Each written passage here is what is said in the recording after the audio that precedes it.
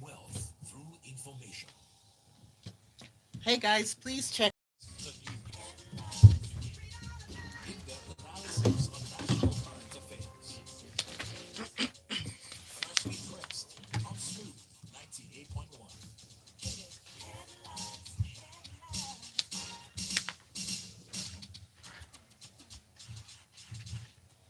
Nairametrics, creating wealth through information.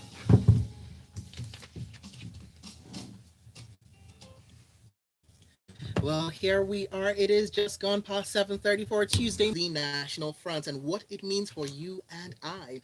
Joining me for today's show, I have got the voice of a Tuesday morning, Justin AJ. Good morning, Justin. How you doing?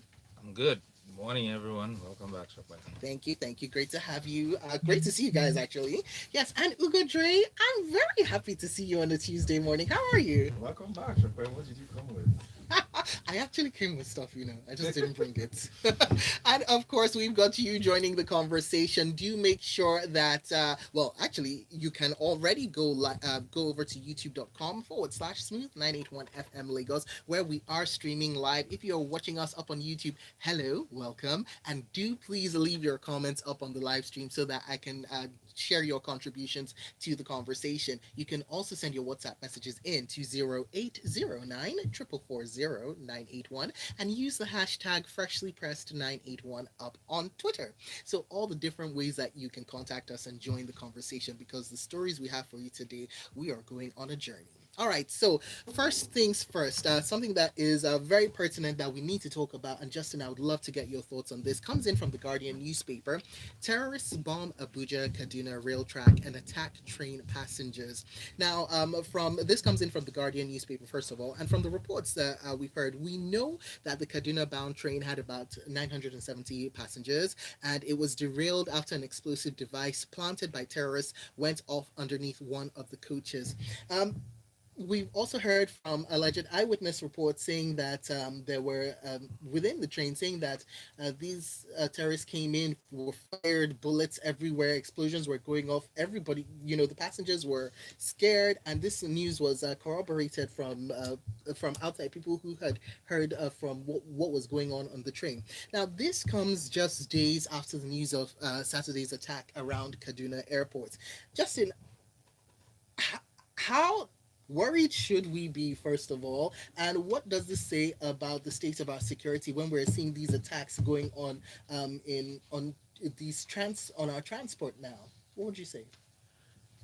It's difficult to talk about because, on the one hand, one almost starts to feel um, numb to these incidents. It's almost like we're living in an alternate reality. It's become the everyday occurrence. Every other day, there's news of attacks, there's news of killings, and we go through the regular cycle of, first of all, there's some confusion. There's a hesitation to acknowledge that the incident did happen. Sometimes from the authorities, there's a denial. Then there's some clarifications, and then we really do not know what to believe, what not to believe. Yes, we have come to expect a certain level of denial when news Yes, first there's breaks. obfuscation and all of that. But at the end of the day, the point is the state has completely lost the monopoly on violence, and that is that's one of the core ingredients for chaos, right? For a descent into complete anarchy. When bandits are attacking airport runways, when people cannot go about their lives and their businesses freely,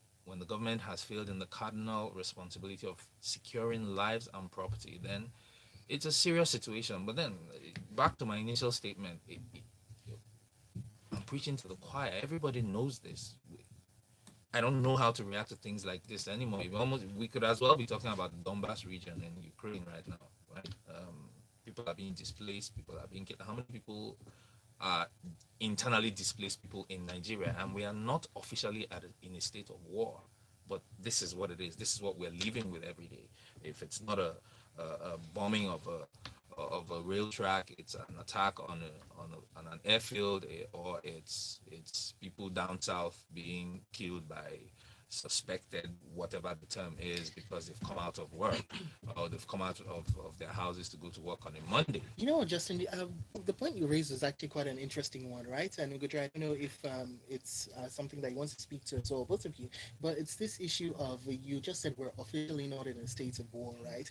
But when we look at the security situation, it feels as though we are slowly descending. Well, it seems to be speeding up now, descending into a very heightened state of insecurity, and it's more of a war of attrition, where over the years it has become normalized. What would you say to that? Yeah, sometimes it seems like it's what we accepted, sort of like the way of life now. It's been normalized. Yeah, nothing really seems alarming anymore.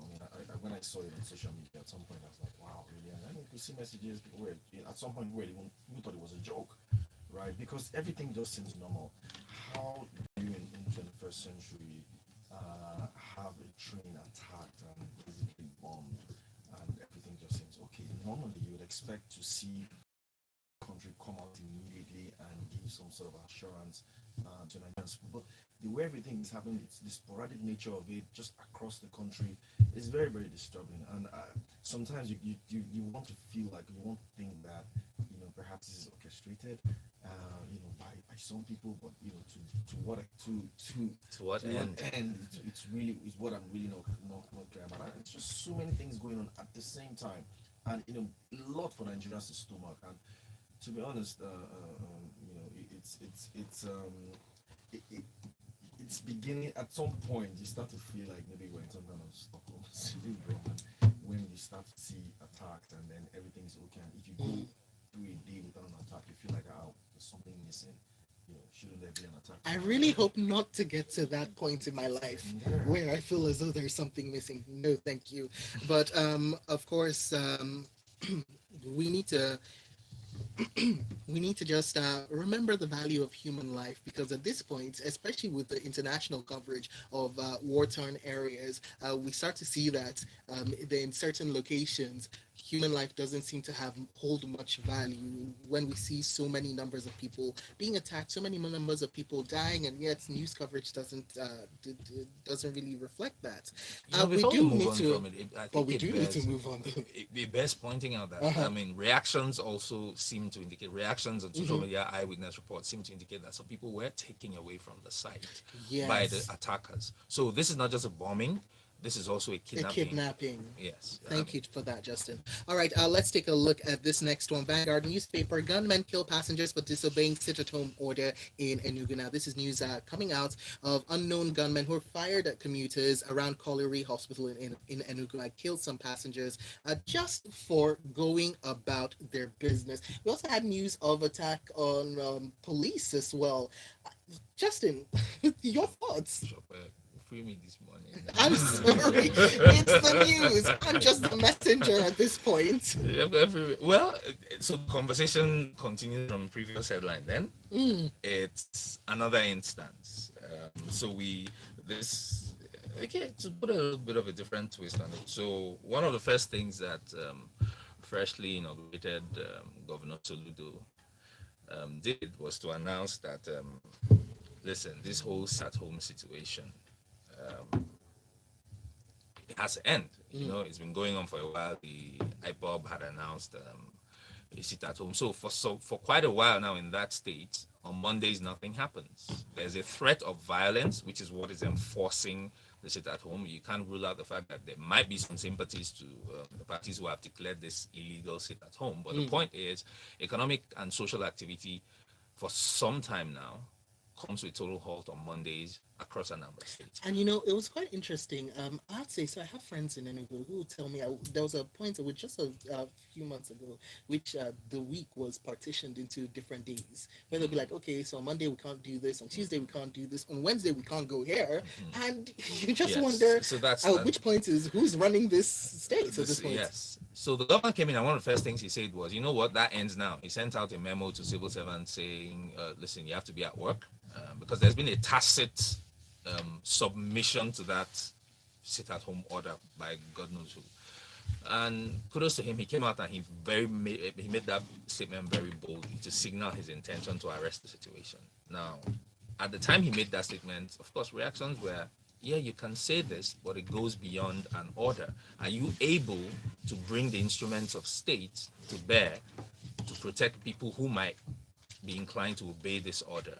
Well, that has been put to test, and that's what's happening on Monday. People went out, and there was an attack on a bus.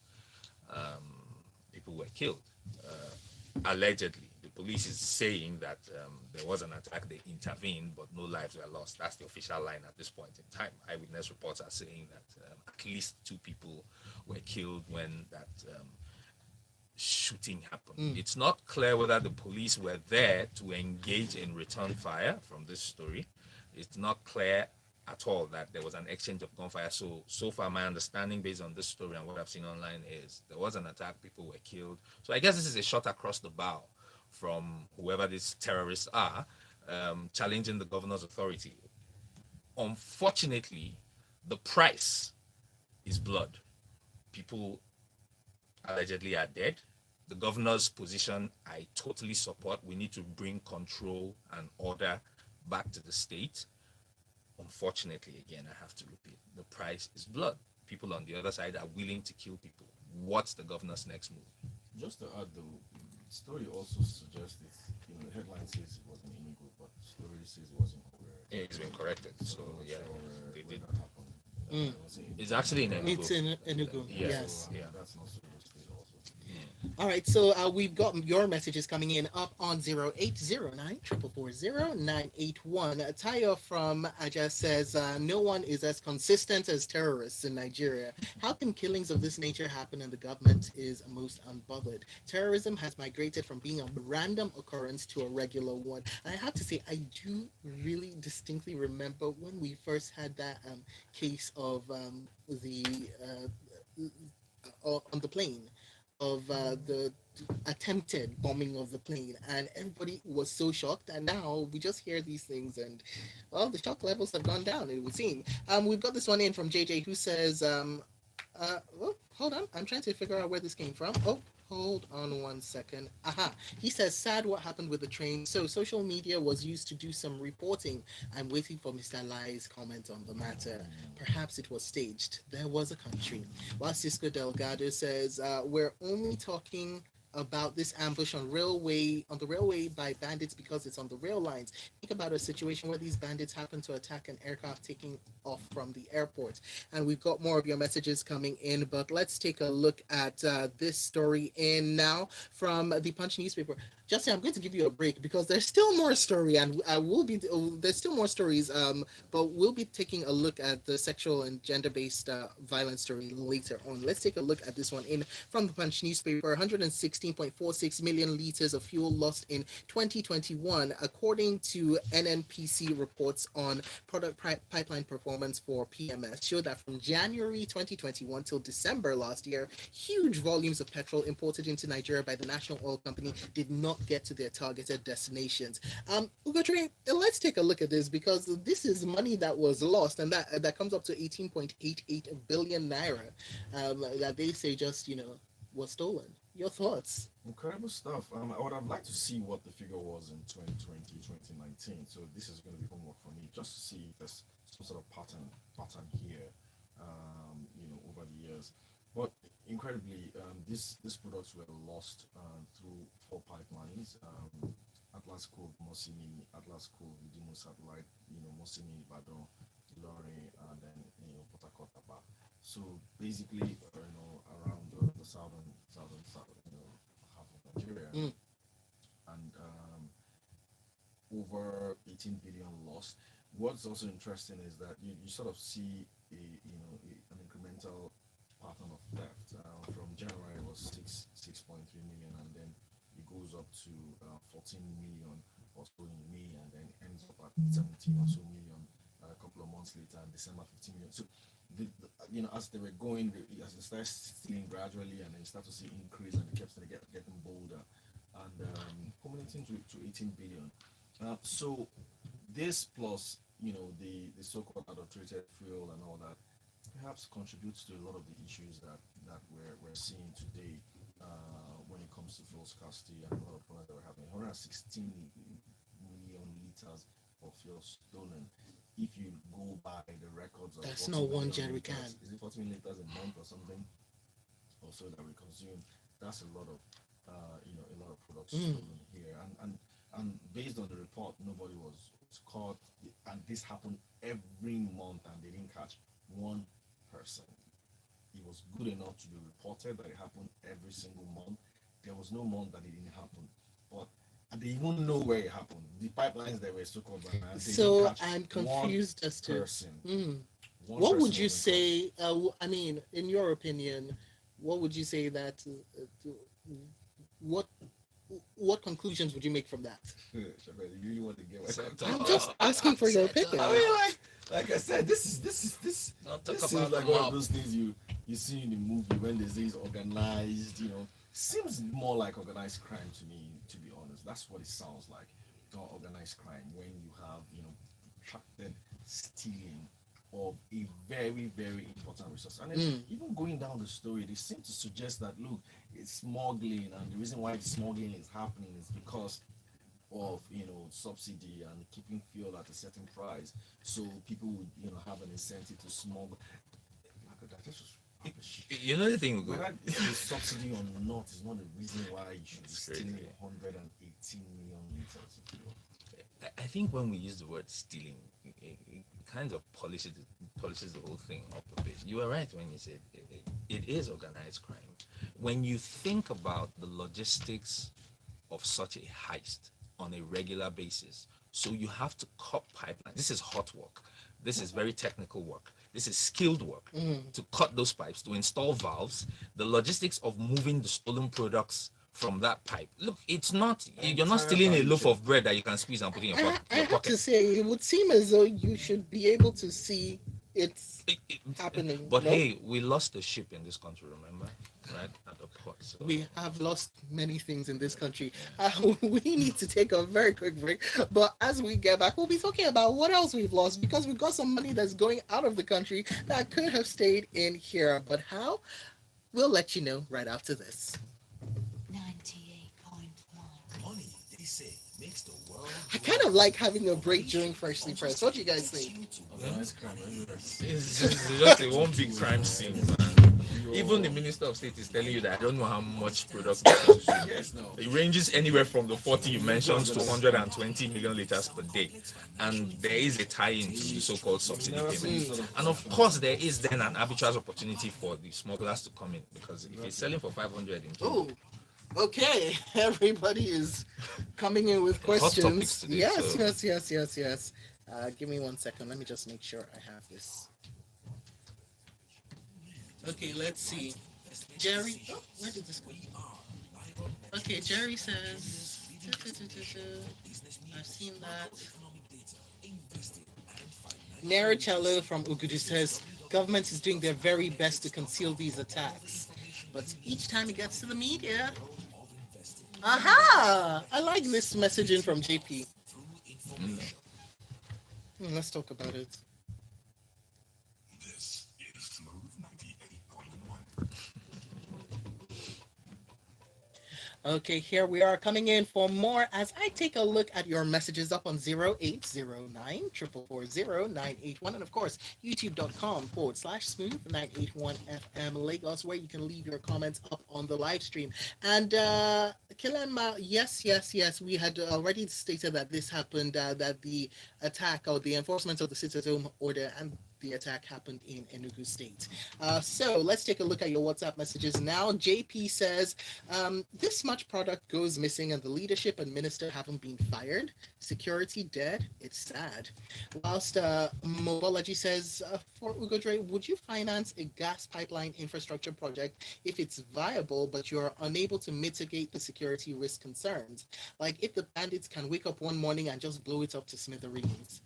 Ugodre has some reactions that right now you can only see up on youtube.com/smooth981 FM Lagos. And Taya from Aja says, oil business, the more you look, the less you see.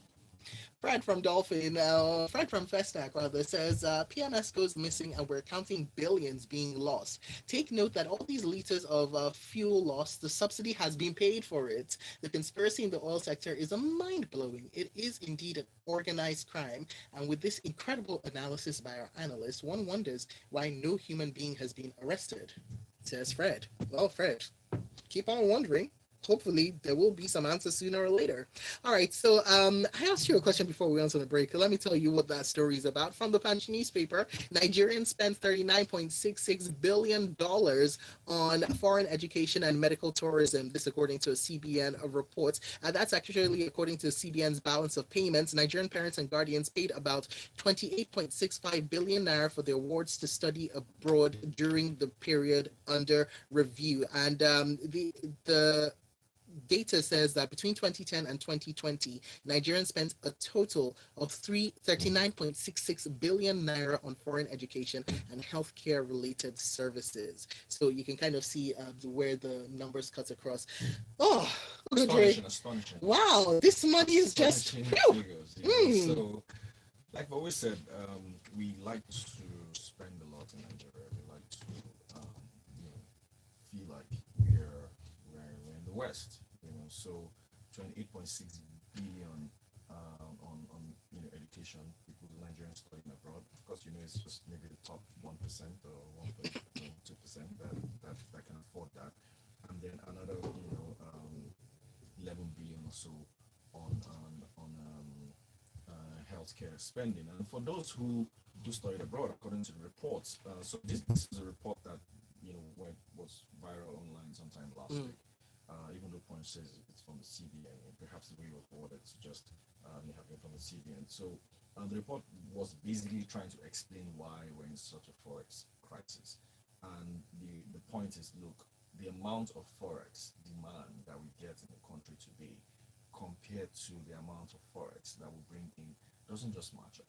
So there's always a huge gap, and because there's always a huge gap, there's constant pressure to depreciate in naira. So when people say, "Oh, naira is probably going to cost 580, 600," the reason why that's happening is because there's just a lot of demand for naira. For dollar rather. There was analysis that we did sometime, and we realized that Nigeria actually needs between 100 to 120 billion dollars annually for all the sort of stuff that we do here.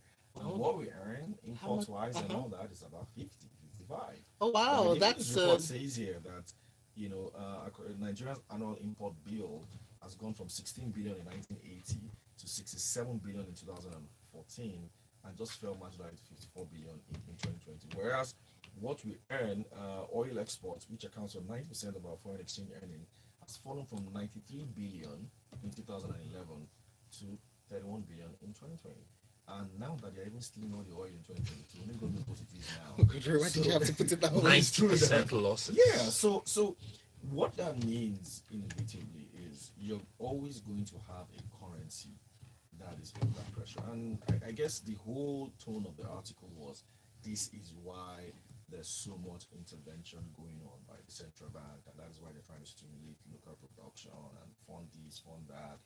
And then for critics of it, critics are saying, look, you know what, why, yeah, we understand that CBN is doing it, but why do it directly? Why don't you do it through, some of the agencies or banks and institutions that are actually built for funding things like this, right? But the CBN is saying, well, it's our money. We want to be sure that the right people are getting that money.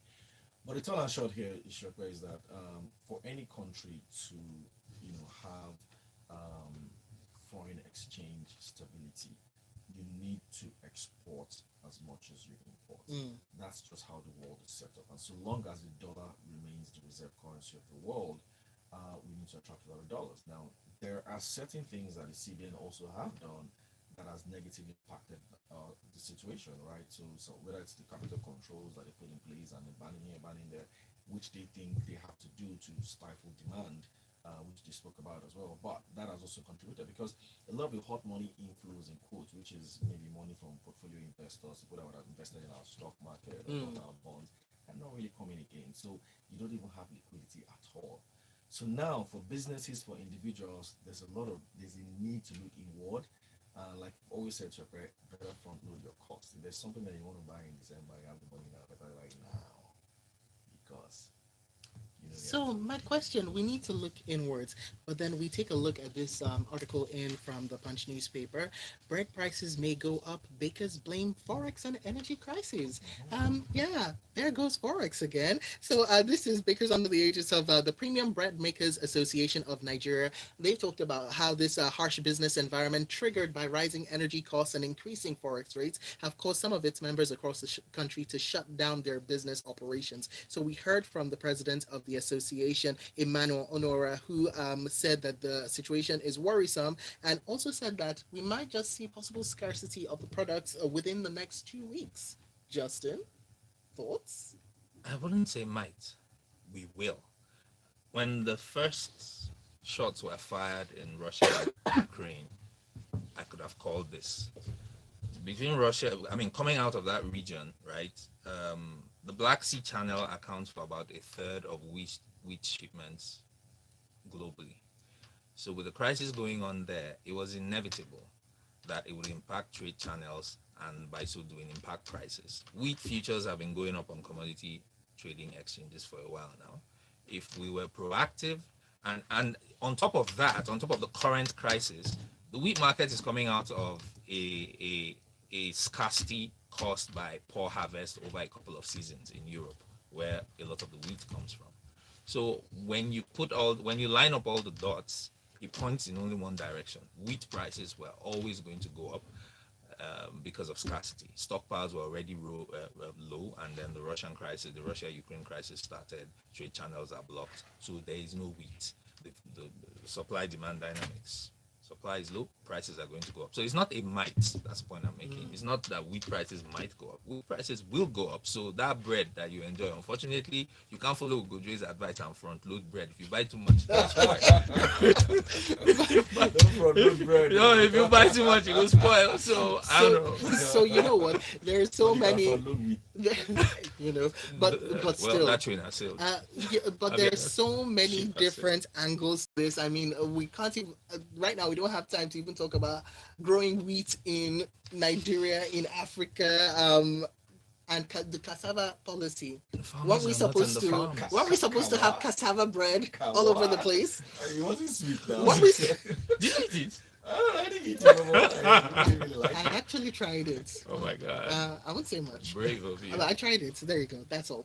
We've got your messages coming in. Gilbert Musa from First Access on the recent attacks on our railways. Our security operatives report on gunmen being repelled is conflicting with the actual situation on ground. It is apparent that our security operatives are overstretched. On the pipeline vandalism, it's obvious there's an alleged collaboration between security operatives and the vandals, giving the technical nature involved in breaking and siphoning petroleum products. Whilst Yinka Bolu says, why should Forex be made available for education in the first place? Someone needed to pay $4,000 as fees, sent the money to Nigeria, sent the money to Nigeria, sent the money to Nigeria instead, sold it to an Aboki at 575 naira. Per dollar, went back to the bank to buy the same $4,000 at 416 naira, made another $1,200 from that round trip. Is it like we're mad? Says Yinka Bolu. Kind of like And we've got your messages coming in. Let's take a look at this next story, right? It comes in from the Guardian newspaper. Cross River workers protest over alleged unpaid 4-year salary. Now, some people claiming to be civil servants on Monday protested before the office of the head of service of Cross River over 4 years worth of, alleged unpaid salaries by the state government. Ugodre, what do you make of this? Well, when I saw it, I just kind of, as if I knew these were probably employees that their employment wasn't ratified by the government for whatever reason, and that's basically what the story says. So let's go to the reaction of the head of service of the state, Mr. Oban Akwaji, said the protesters were not workers as they claim. These are not my workers, but they say they have appointment letters, even though I have not cited them. So apparently, maybe perhaps a different government had employed these guys. You know how we employ here, and then the new government comes in, ratify their employment, and then those guys go on for 4 years. Like, you've been working for 4 years, you haven't been paid, and then you still think you're an employee. So I don't know. Perhaps they need to go to the court and to go and maybe get some kind of studies, but you're not going to get this from the state government. That don't think you're Mm. Are they working? What work did that's they what do? they exactly. That's something. 4 years. Just Like, saying. how do What, you what, work this what, long? what were you You're not doing? paid, and you're still coming to work, and you're not carrying placard. You even if you know. I mean, I it's feel bad for them, but I mean, they kind of go to court. That's the four only thing. 4 years. I don't know. I just all right. And There's very more to that quickly, story. very quickly for our final story from the Premium Times: 158,000 complaints of violence against women and against children and women received in 2021. This, according to the Executive Secretary of the National Human Rights Commission, Tony Ojukwu. Justin, can you just give us a little bit of background information and your thoughts? Well, sexual and gender-based violence has been a thing for a while, and truly these numbers are a bit startling. When 913,000 cases were received by the Commission in 2021, out of which 158,000 were on sex and gender-based violence. That's a lot. That's a high number, and I think that this is not for lack of laws that address this, but I think it's about the cultural influences on how those laws are then enforced when these issues arise. I mean, you hear cases of people who have been violated sexually getting to a police station to make a report, and they start getting grilled with ridiculous questions that just um, reinforce the trauma they've experienced. So, like the Minister of Women Affairs said, Paul Talent said, I'm just going to read it quick. When you are Very abused or quickly. raped, your psyche is affected. So I would really hope to see a sea change in how we react and respond to these things when they happen in our orbit.